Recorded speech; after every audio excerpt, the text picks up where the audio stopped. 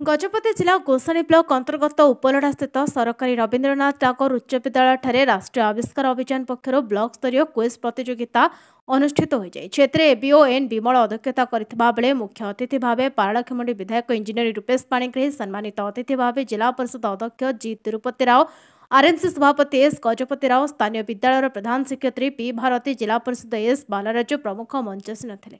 एथे विज्ञान गणित सामाजिक विज्ञान सांप्रतिक व्यापार आदि विषय प्रतियोगिता होता। प्रतियोगितार उपकनिष्ठ कनिष्ठ वरिष्ठ वर्गर प्राय 240 जन छात्र छात्री जोग देते। कृति प्रतियोगी मानक पुरस्कार प्रदान करा उक्त कार्यक्रम मंच परिचालना करते गोसाणी ब्लॉक सीआरसी रश्मिता सामल एथिरे सहयोग करते समस्त क्लस्टर सीआरसी शिक्षक शिक्षयित्री माने।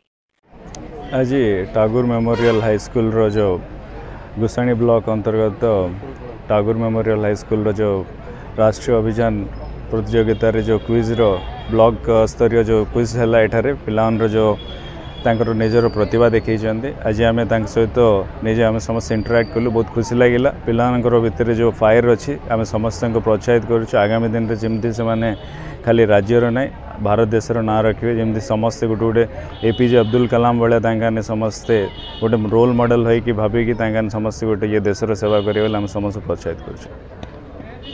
मोर नाम मिनती प्रधान मु हूँ ठाकुर मेमोरियल उच्च विद्यालय जने 10वीं श्रेणी छात्री। आज मु जो प्रथम पुरस्कार पाई बहुत खुशी मन कर धन्यवाद जनाऊँगी मोर विद्यालय समस्त शिक्षक शिक्षयित्री मान को यही जो ब्लॉक स्तरीय क्विज कंपटीशन है एवं आगु को मु डिस्ट्रिक्ट स्तरीय कंपटीशन में भाग देवी एवं तापाई बहुत